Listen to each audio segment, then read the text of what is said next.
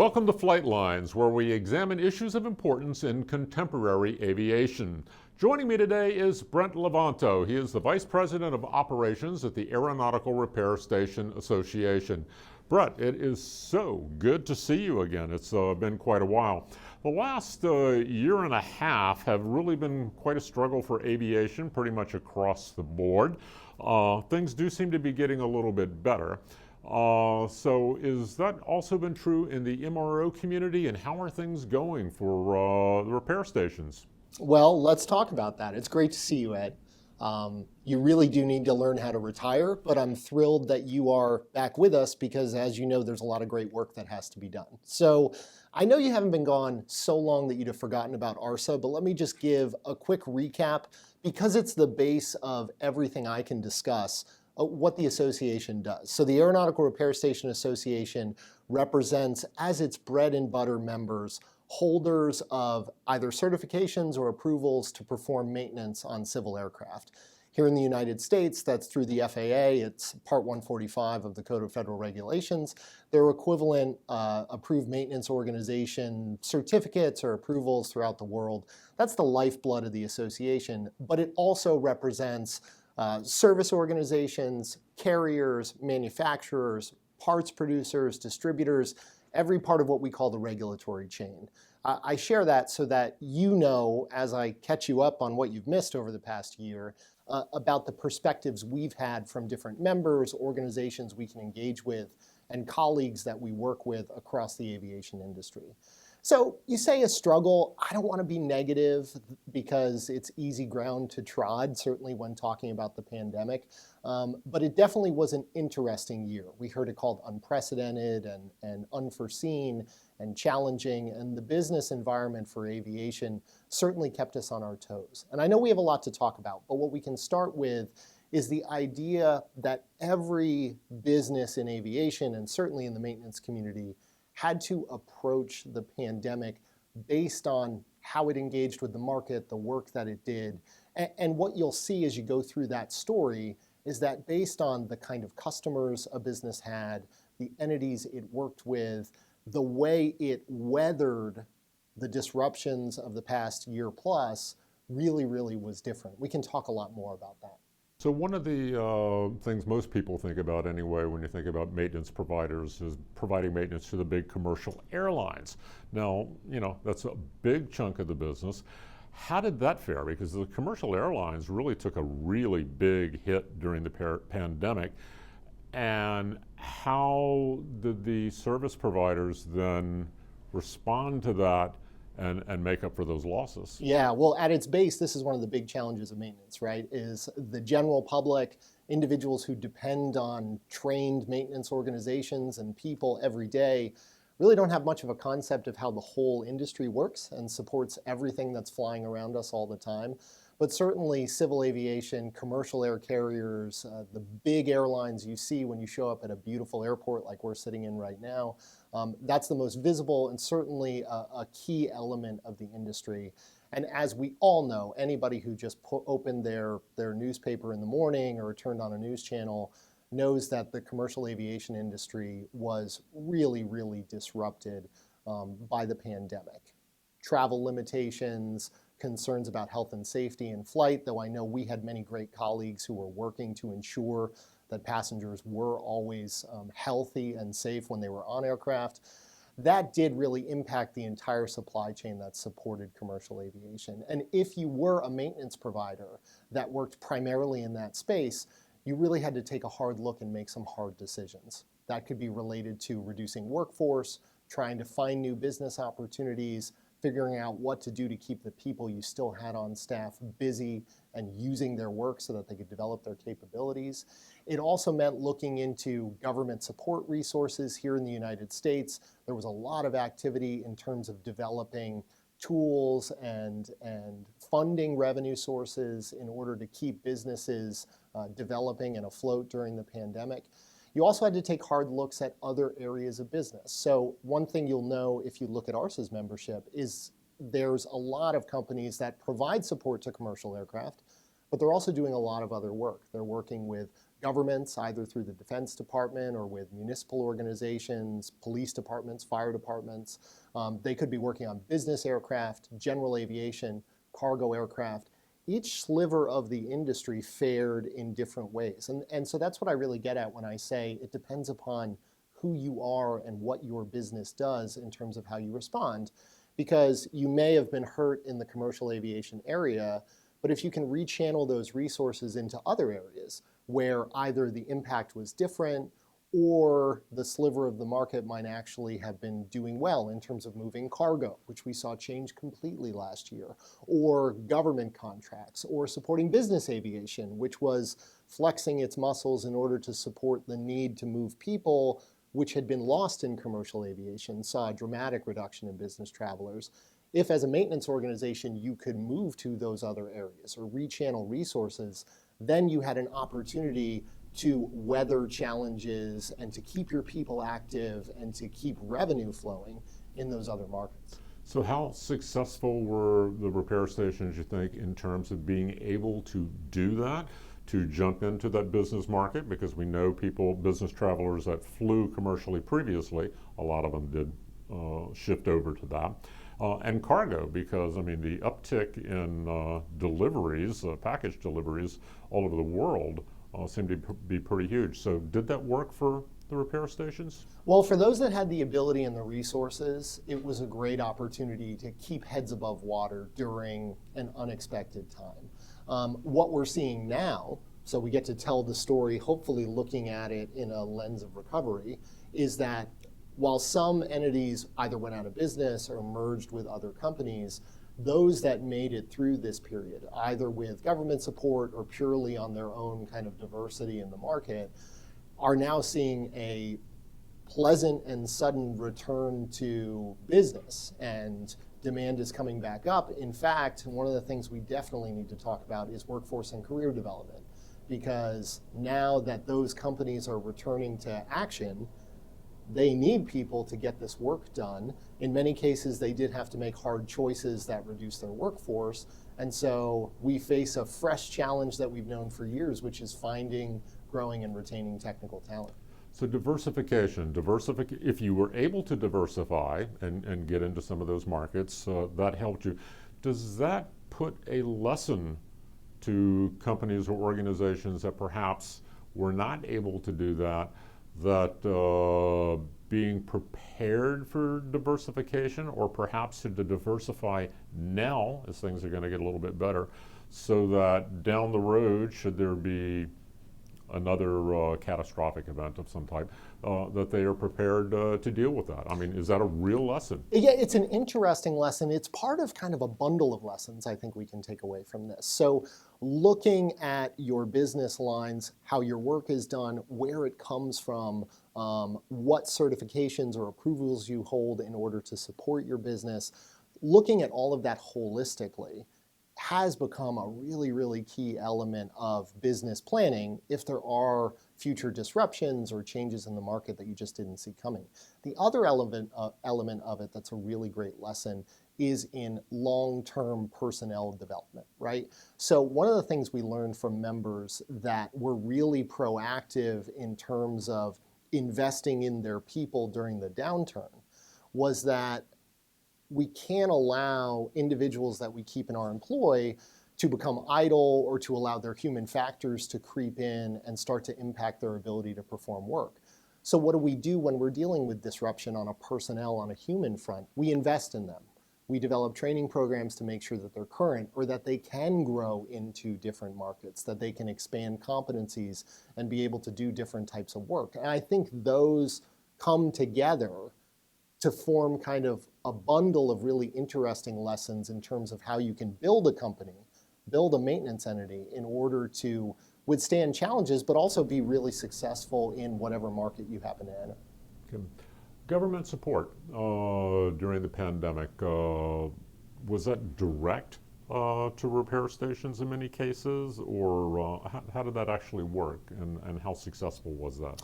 Well, it was the result of a lot of effort here in the United States between Arsa and a whole host of other industry organizations, including our friends at Airlines for America, NBAA, GAMA, even AMFA, entities that we work with a lot on workforce development and other issues really came to bear in terms of ensuring that resources, as the government was trying to figure out how to respond to a number of crises, that there were resources available specifically for the aviation industry. And those came in a lot of different forms. So in the first major legislation in the United States last year, the CARES Act, there was money specifically earmarked for aviation businesses. There were also programs that supported small businesses of any kind. And of course, you know that in the maintenance industry, we are predominantly a small business run industry. Right.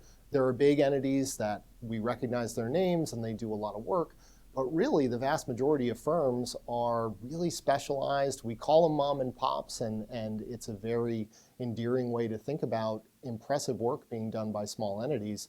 These small businesses also had access to resources through programs like the Payroll Protection Program, which provided loans that eventually became forgivable to companies in order to continue employing people as long as the company met certain standards. So for us at Arsa, you know, we were really involved in trying to make sure those funds were available and then helping companies all across the spectrum in terms of size and work performed, finding avenues to get relief, which involved engaging with the Department of Treasury and the White House and Congress in terms of the intent of the funds, dealing with questions that came up related to administration and dreaded red tape, and then finding where there were holes in the system too, because there were certain situations where based on ownership structure or other details of how you did business, you couldn't fall into that pot of money that was for small businesses, you couldn't fall into that pot of money that was for aviation, and you found yourself as a business kind of, you know, left without a place to put your oar and try to row against the current. And so we worked a lot on that, and as further relief bills came out, relief efforts came out, we've tried to close those gaps. So I can even give you a great example right now. The most recent big relief package that was passed in March includes a program called the Aircraft Manufacturing Jobs Protection Program, AMJP. Instead of a Treasury program, this was actually handed to the Department of Transportation that's done a pretty darn good job communicating with the industry, addressing issues when confusion comes up, hosting webinars and talking to members of the aviation community to make sure that the word gets spread out.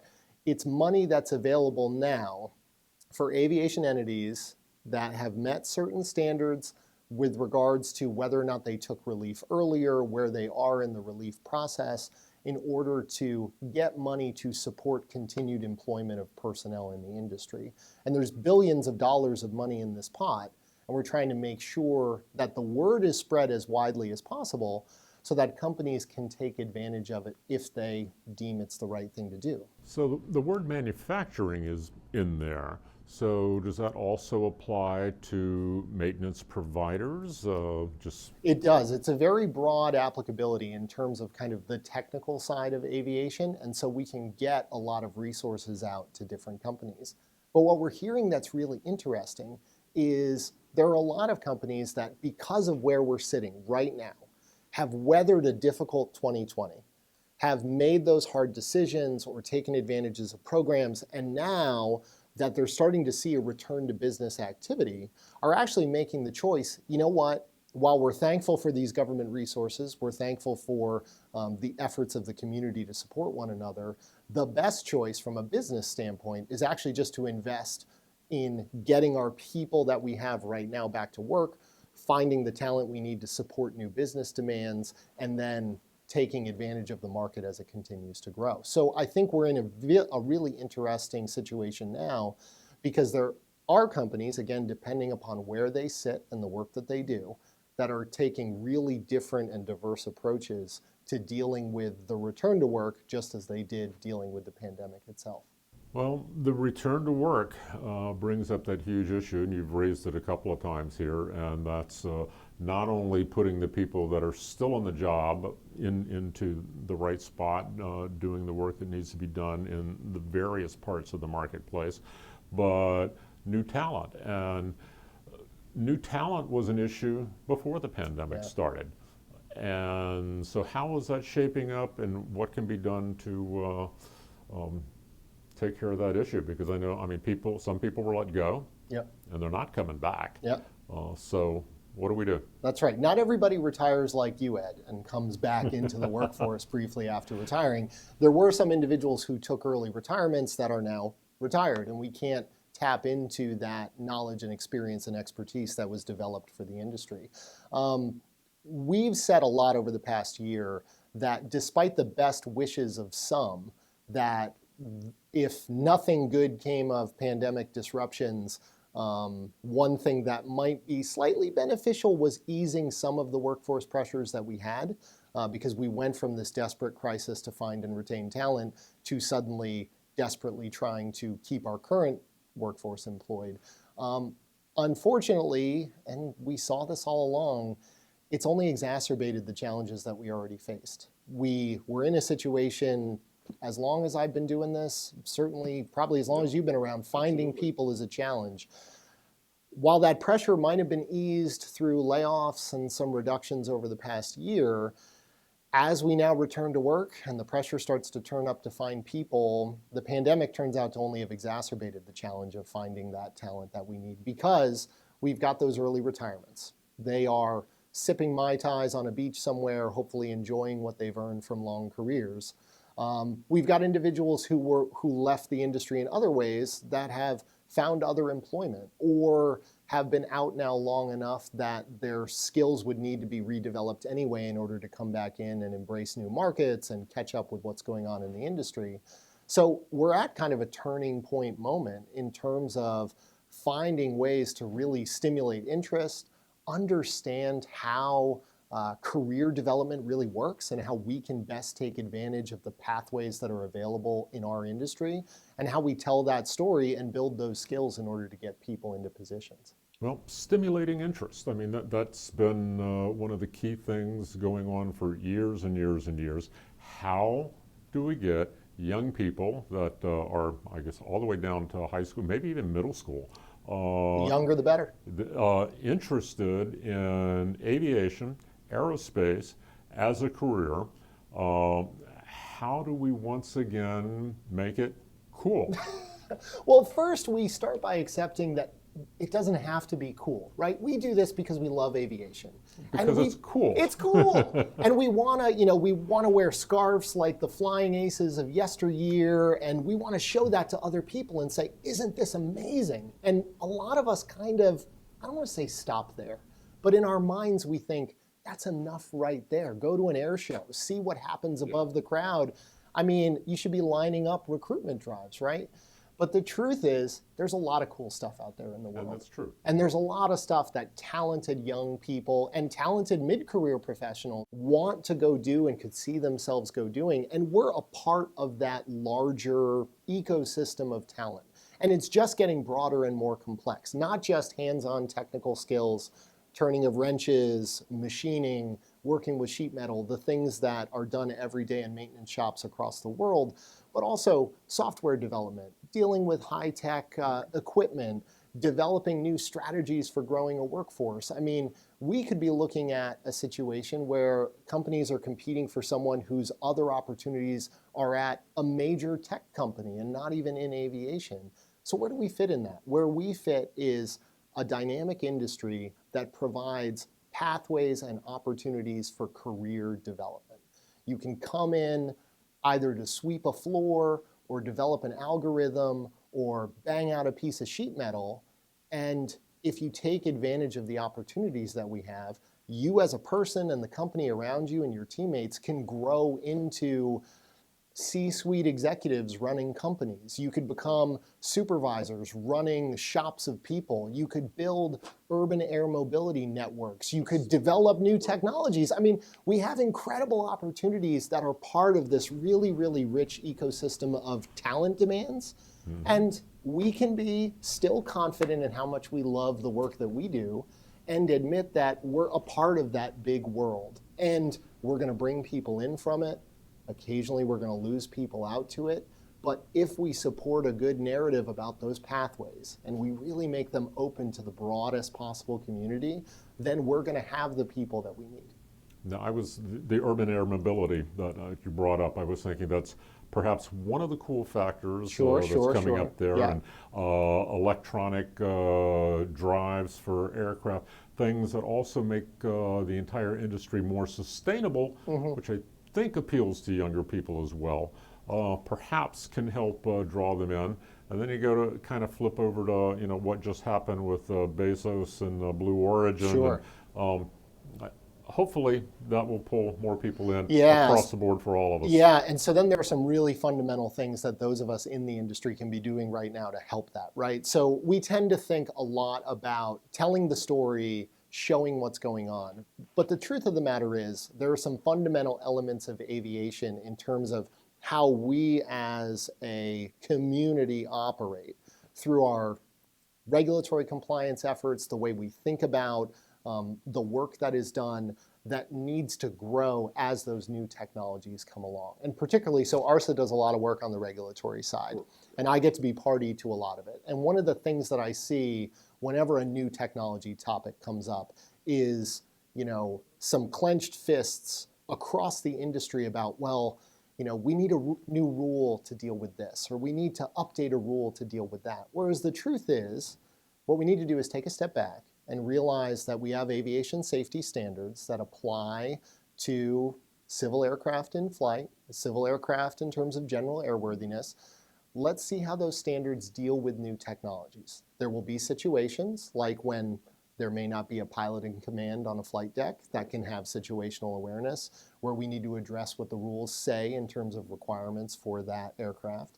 But there are also other situations like in Part 21 or the rules related to producing aviation products, where even if something like additive manufacturing, so-called 3D printing, so this is new and exciting. Let's see how the current standards that we have fit into this, rather than immediately running into panic mode that we need to change what we do and rewrite everything, whereas we actually can be much more accepting of new developments and take advantage of them in an open-minded way. And a great example that's much more simple than an unmanned aircraft flying you out to a dinner date is in terms of remote connectivity. So, you and I can FaceTime, we can hop on a video teleconference, we can talk to each other in all kinds of different ways, but it took a pandemic for us to be able to convince the FAA how readily usable these tools were for inspections, a lot of certification activities, maintenance oversight activities, interacting with regulators. In 2018, we started an effort related to basically pointing out that the rules allowed for the use of essentially an iPhone or a Samsung phone with a really good camera to show what's going on with a component or an article and getting work done on it. It took the pandemic to being able to finally, here in the United States, get flight standards and aircraft certification to finally release some guidance acknowledging that fact. And it was because we were in a position where we could say, hey, here's a great example of a technology that is allowable within the rules. It will enhance efficiency. It'll make the regulator's job easier. Let's do it. And it took us 2 years and a global disaster in order to be able to make it happen. And in order to stimulate the passion of people who will come in after those new techs, we need to be able to be responsive and engaging as those tools emerge. So have I left anything out? Anything you want to cover before we bring this one to a close? Anything that I want to cover? Well, I want to make sure that it's clear that we have a lot of work left to do. But that's only because we always have work left to do, right? Sure. So hopefully, and we're sitting here, we're recording this in the middle of a hot Virginia summer in 2021. It seems as if news with regards to the pandemic changes daily. We certainly hope that international commercial air travel will catch up with what in the United States is happening domestically, where there certainly has been a return to travel and a lot of aircraft are getting back into the air. Regardless of what happens with the pandemic, we need to recognize that we don't have the luxury of being in an industry that faces one crisis and then has smooth, clear air for the rest of its existence.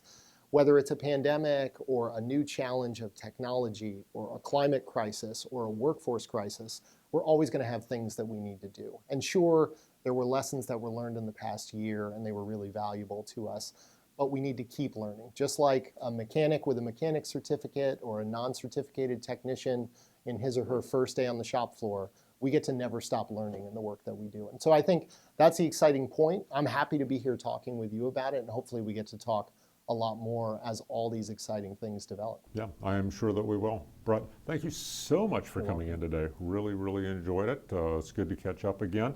Ladies and gentlemen, thank you for joining us for Flightline. Our guest today has been Brett Levanto. He is the Vice President of Operations at Arsa. That's the Aeronautical Repair Station Association.